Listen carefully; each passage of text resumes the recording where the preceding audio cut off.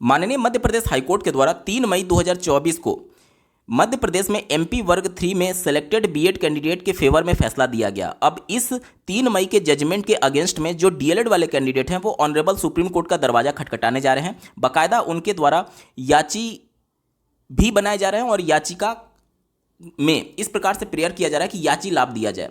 जिस प्रकार से इस केस को लेकर के डीएलएड वाले कैंडिडेट आगे बढ़ रहे हैं, ना सिर्फ मध्य प्रदेश बल्कि अन्य राज्यों में जहां पर ऑलरेडी हाईकोर्ट ने बीएड को बाहर कर दिया है वहां पर भी बीएड अभ्यर्थी जीत जाएंगे।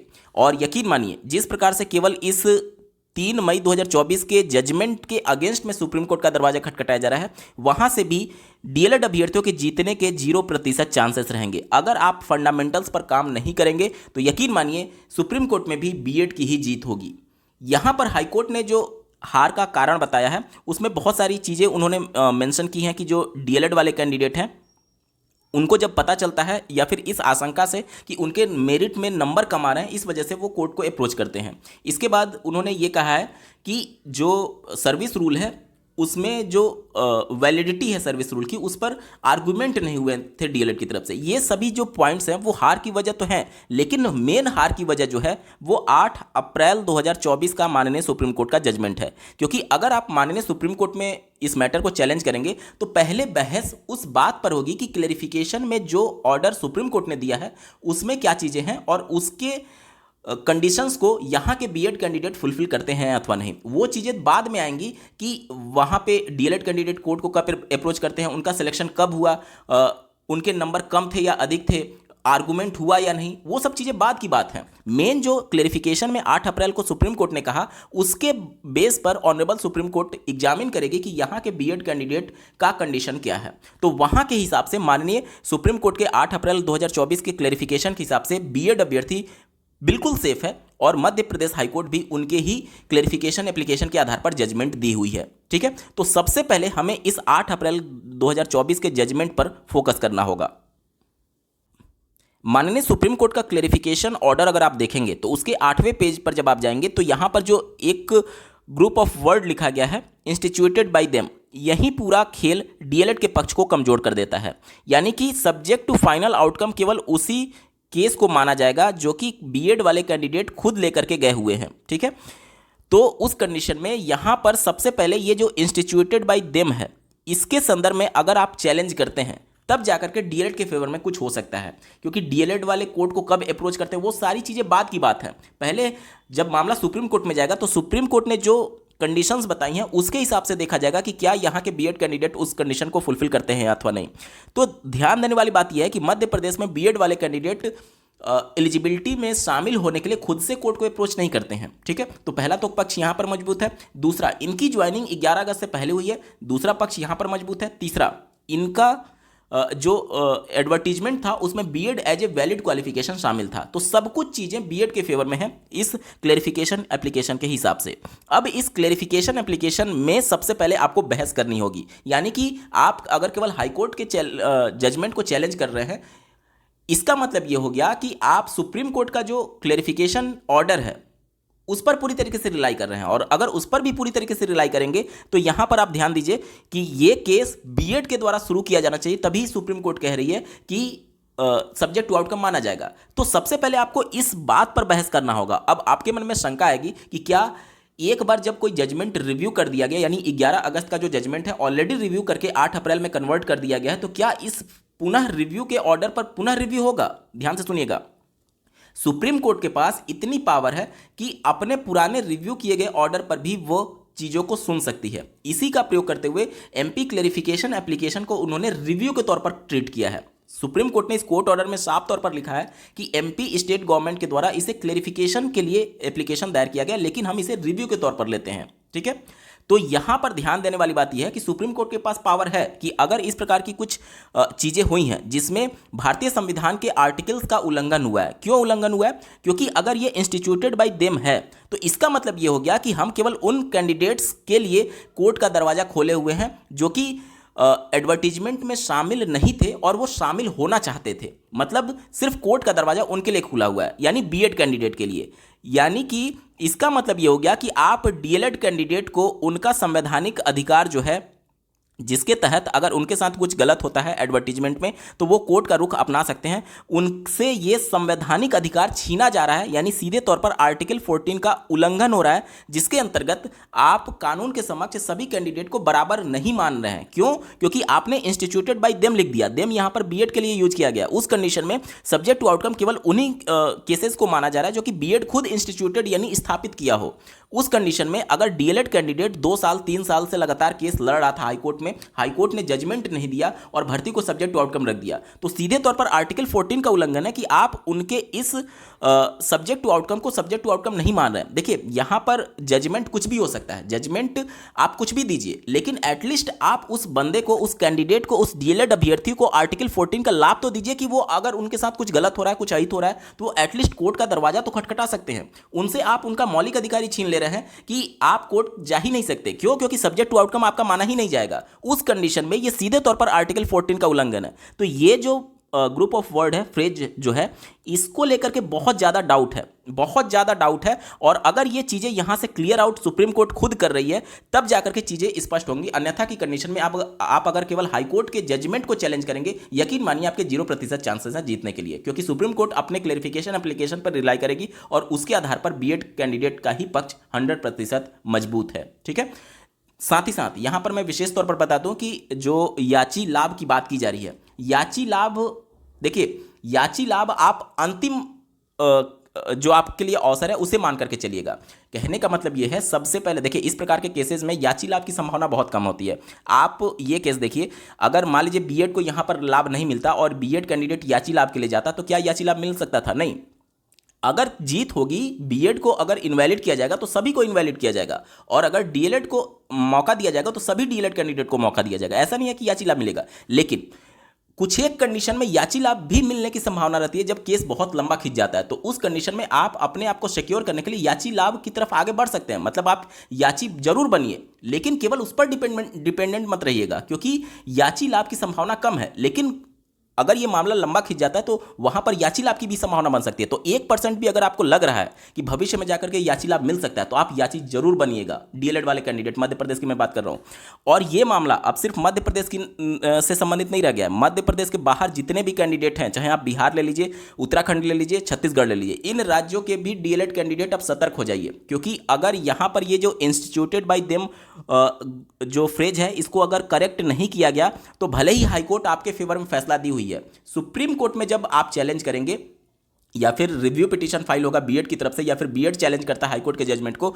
यकीन मानिए वहां पर बीएड का पक्ष बहुत मजबूत है, क्योंकि इन राज्यों में भी बीएड ने खुद से अप्रोच नहीं किया हुआ है। ठीक है। और छत्तीसगढ़ वाले मामले को लेकर के अगर आपको कंफ्यूजन होगा कि छत्तीसगढ़ ने खुद कोर्ट को अप्रोच किया था, तो उसके लिए मैंने सुबह कैरियर बिट पर डेडिकेटेड वीडियो में क्लियर कर दिया है कि वो बीएड का अप्रोच माना ही नहीं जाएगा। क्यों नहीं माना जाएगा? क्योंकि इसलिए नहीं माना जाएगा क्योंकि यहां पर अगर आप देखेंगे छत्तीसगढ़ में, तो ये BEd as a valid qualification शामिल था नोटिफिकेशन में। उसके बाद से जब 11 अगस्त का जजमेंट आया, उसके बाद से हाईकोर्ट ने उनको डिस्क्वालीफाई किया, लेकिन 11 अगस्त का जजमेंट अब प्रभावी नहीं है, उसको रिव्यू करके 8 अप्रैल के जजमेंट में कन्वर्ट कर दिया गया। 8 अप्रैल का जजमेंट ये कहता है, 11 अगस्त का तो जजमेंट ये कह रहा था कि बीएड हो ही नहीं सकता, जबकि 8 अप्रैल का जजमेंट ये कहता है कि कुछ कंडीशन के साथ बीएड शामिल हो सकता है। तो कुछ कंडीशन में ये कंडीशन है कि BEd as a valid qualification होना चाहिए, जो कि छत्तीसगढ़ में था।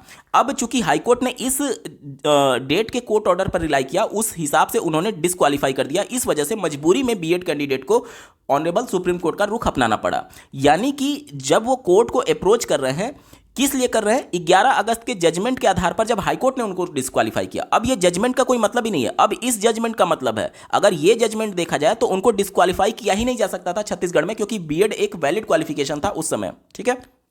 तो उस हिसाब से अगर आप देखेंगे तो जो हाईकोर्ट डिस्क्वालीफाई करने के बाद से बीएड सुप्रीम कोर्ट को अप्रोच करती है, तो वहां पर बीएड का अप्रोच नहीं माना जाएगा, क्योंकि बीएड को अप्रोच करना पड़ा, क्योंकि इस जजमेंट के आधार पर उनको डिस्क्वालीफाई किया गया था। अब ये जजमेंट प्रभावी नहीं है, अब ये वाला जजमेंट प्रभावी है। तो बहुत कुछ चीजें छत्तीसगढ़ में, मध्य प्रदेश में और अन्य राज्यों में भी हो सकती है जहां पर ऑलरेडी डीएलएड को लाभ मिल चुका है। तो सारे राज्य के कैंडिडेट सतर्क रहिएगा मध्य प्रदेश को लेकर के, और यहां से जो चीजें निकलेंगी वहीं आप पर भी डायरेक्टली लागू होगा। ठीक है।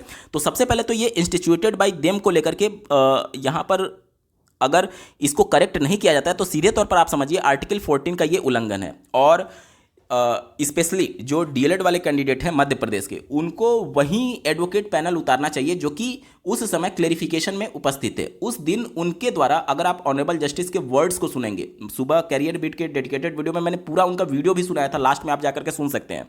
ऑनरेबल दोनों जस्टिस जो थे वो साफ कह रहे थे कि मध्य प्रदेश की शिक्षक भर्ती के संदर्भ में जब डीएलएड के एडवोकेट ने ये अवगत कराया कि ये भर्ती सब्जेक्ट टू आउटकम हुई है, तो उन्होंने साफ तौर पर कहा कि फिर इसे फुल नहीं माना जा सकता, यानी कि ये कंप्लीट नहीं माना जा सकता। और ऑनरेबल जस्टिस सुधांशु धूलिया जी ने भी बिल्कुल क्लियर किया था कि केस किसके द्वारा इंस्टीट्यूट किया जा रहा है इससे मतलब ही नहीं है।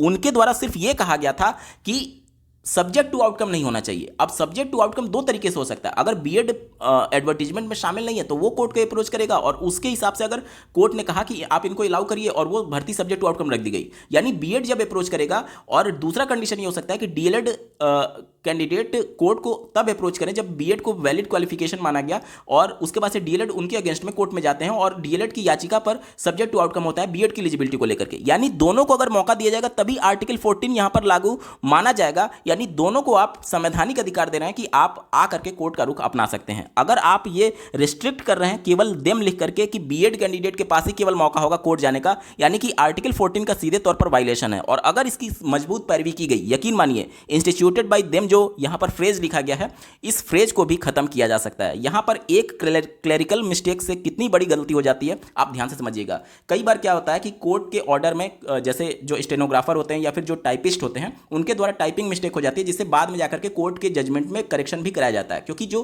उस दिन क्लेरिफिकेशन डेट में जो चीजें हुई और जो रिटर्न में आया उसमें जमीन आसमान का अंतर है। क्लेरिफिकेशन में कहीं पर भी ये नहीं कहा गया कि जो केस है वो केवल बीएड ही शुरू कर सकता है, उसमें केवल सब्जेक्ट टू आउटकम की बात की गई थी। आप वो वीडियो 2 बार 4 बार 10 बार सुनिएगा, आपको चीज़ें स्पष्ट होंगी। जबकि आप अगर देखेंगे रिटर्न में ये लिख करके आया है इंस्टीट्यूटेड बाय देम। अगर मैं एक क्लेरिकल मिस्टेक आपको समझाने की कोशिश कर रहा हूं, अगर मैं ये जो प्रीपोजिशन है बाई इसको हटा करके ऑन कर देता हूं, आप ध्यान से समझिएगा, इसका मतलब क्या हो गया कि इंस्टीट्यूटेड ऑन देम, यानी कि बीएड पर जो केस स्थापित किया गया है, अब केवल एक वर्ड चेंज करने से ऑन देम अगर मैं कर देता हूं, यानी कि ये डीएलएड के फेवर में पूरा मामला चला गया। सुनिए, केवल एक क्लेरिकल मिस्टेक की वजह से, जो टाइपिंग मिस्टेक होती है उसकी वजह से अगर बाई की जगह मैं ऑन कर देता हूं तो ये पूरा जो मामला है वो डीएलएड के फेवर में चला गया। यानी कि ना तो यहां बाई हो सकता है ना तो यहां ऑन हो सकता है। अगर आप बाई करेंगे तो डीएलएड के साथ अन्याय हो रहा है, और अगर ऑन करेंगे तो बीएड के साथ अन्याय हो रहा है। आप फैसला कुछ भी दे सकते हैं, लेकिन एटलीस्ट आप दोनों पक्षों को मौका तो दीजिए कि आप कोर्ट आ सकते हैं। आप अगर बाई लिख दे रहे हैं इसका मतलब डीएलएड वालों के साथ अन्याय हो रहा है, आप उनको कोर्ट जाने का मौका ही नहीं दे रहे हैं। अगर आप ऑन लिख दे रहे हैं इसका मतलब ये हो गया कि आप बीएड के साथ अन्याय कर रहे हैं, उनको कोर्ट जाने का मौका ही नहीं दे रहे हैं। तो ये चीज़ें क्लेरिकल मिस्टेक्स हो सकती हैं। साथ ही साथ यहाँ पर जो इंस्टीट्यूटेड बाय देम लिखा गया, अगर इस पूरे को हटा दिया जाए, इन दोनों वर्ड्स को हटा दिया जाए, यानी ये हो गया कि उस केस के फाइनल आउटकम के अधीन होगा जो कि इंस्टीट्यूटेड किया गया था, यानी जो कि स्थापित किया गया था। अब जो केस स्थापित किया गया था, अब ये वर्ड मैंने हटा दिया, ध्यान से सुनिएगा, जो केस स्थापित किया गया था। अब केस कौन स्थापित कर सकता है? या तो बीएड भी कर सकता है या तो डीएलएड भी कर सकता है। अब अगर इन दोनों वर्ड्स को मैं हटा देता हूं, यानी कि आप दोनों पक्ष को मौका दे रहे हैं आर्टिकल 14 के अंतर्गत कि आप कोर्ट का रुख अपना सकते हैं। ठीक है, तो सबसे पहले जो डीएलएड वाले कैंडिडेट हैं इस पर बहस कराना होगा आपको। इस वर्डिंग्स को लेकर के बहुत ज्यादा एक तरफ ये पूरा पलड़ा भारी है बीएड का। अगर केवल हाईकोर्ट के जजमेंट को लेकर आप कोर्ट में जाते हैं, यकीन मानिए आपकी हार सुनिश्चित है। 0% चांसेस हैं डीएलएड कैंडिडेट के मध्य प्रदेश हाईकोर्ट के अगर जजमेंट को केवल चैलेंज करते हैं तो 0% चांस रहेगा कि आप जीत पाएंगे। ठीक है, चलिए, ये तो बात हो गई कि किस प्रकार से आपको कोर्ट की तरफ रुख करना है। दूसरा, जो ये मेन पॉइंट है, सुप्रीम कोर्ट में जब मामला जाएगा तो सबसे पहले इसी मामले को लेकर के चर्चा होना चाहिए, अन्यथा की कंडीशन में डीएलएड का पक्ष पहले ही कमजोर हो जाएगा। अगर आप हाई कोर्ट के जजमेंट के कि कब हमने कोर्ट को अप्रोच किया, कब रिजल्ट आया, कब क्या हुआ, उन सभी चीज़ों पर बाद में जाना है। पहले ये चीज़ों को सुप्रीम कोर्ट के संज्ञान में लाना है कि जब आप क्लेरिफाई कर रहे थे दोनों पक्षों को तो उसमें इस प्रकार के वर्ड्स का यूज ही नहीं किया गया था। तो ये चीज़ें जब पहली अगर सुप्रीम कोर्ट को ये लगता है कि हाँ ये चीज़ें गलत हुई हैं, तो उनके पास पावर है कि अपने रिव्यू किए गए ऑर्डर को भी वो संशोधन कर सकते हैं या फिर उसमें कुछ बदलाव कर सकते हैं। ये सुप्रीम कोर्ट के पास पावर होती है। ठीक है, चलिए अब आते हैं हाईकोर्ट के जजमेंट के आधार पर। हाईकोर्ट ने जो कुछ भी इंटरप्रेट किया है उसके बाद सुप्रीम कोर्ट के उस 8 अप्रैल के क्लेरिफिकेशन पर बहस करने के बाद से निश्चित तौर पर जो बीएड के एडवोकेट्स होंगे वो हाईकोर्ट के उस पॉइंट्स पर माननीय सुप्रीम कोर्ट का ध्यान आकर्षित करना चाहेंगे, जिसमें डीएलएड को लेकर के काफ़ी यहाँ पर क्रिटिसाइज किया गया है। पहला क्रिटिसाइज जो ये किया गया है कि जो डीएलएड कैंडिडेट हैं उनके द्वारा इस आशंका के तहत, जब उन्हें ये समझ में आया इस आशंका के तहत कि उनका जो मेरिट है वो लो मेरिट सिक्योर कर रहे हैं, लो रैंक सिक्योर कर रहे हैं बीएड होल्डर्स की तुलना में, तब वो जाकर के कोर्ट को अप्रोच करते हैं, जो कि सरासर गलत है। मैंने कल के भी वीडियो में आपको एक्सप्लेन किया था और आज भी थोड़ा सा समझाने की कोशिश करता हूँ, ध्यान से सुनिएगा। जब यहाँ पर अगर आप मध्य प्रदेश की शिक्षक भर्ती का पूरा ब्यौरा देखेंगे तो मैटर आपको समझ में आएगा। मध्य प्रदेश में जो शिक्षक भर्ती होती है, जो 2020 में यहाँ पर नोटिफिकेशन जारी हुआ था, एक्चुअली वो शिक्षक भर्ती का नोटिफिकेशन ही नहीं है। शिक्षक भर्ती का नोटिफिकेशन 2022 में जाकर के जारी होता है। ये जो 2020 में जारी हुआ था वो सिर्फ टीचर एलिजिबिलिटी टेस्ट है, जिसके आधार पर शिक्षक भर्ती कंडक्ट कराई जाएगी। इस एलिजिबिलिटी टेस्ट में एडवर्टीजमेंट में साफ तौर पर लिखा हुआ है कि ये किसी नौकरी की गारंटी नहीं है। जिस प्रकार से अन्य राज्यों में टीचर एलिजिबिलिटी टेस्ट होता है और उसके बाद अलग से शिक्षक भर्ती का एडवर्टीजमेंट जारी किया जाता है, उसी प्रकार से मध्य प्रदेश में भी 2020 में एडवर्टीजमेंट जारी किया गया, वो सिर्फ टीचर एलिजिबिलिटी टेस्ट का था। जब भी किसी शिक्षक भर्ती के लिए एडवर्टाइजमेंट माना जाता है तो जब उस शिक्षक भर्ती के लिए अलग से सेपरेट उनकी नौकरी के लिए एडवर्टाइजमेंट निकाला जाएगा, जो कि 2022 में निकाला गया था। तो ये कहना कि परीक्षा के बाद जाकर के ये कोर्ट को अप्रोच करते हैं वो सरासर गलत है। क्यों? क्योंकि जब भर्ती के लिए एडवर्टाइजमेंट निकाला गया वो 2022 में निकाला गया, 2020 में तो सिर्फ टेट का नोटिफिकेशन आया था। ठीक है।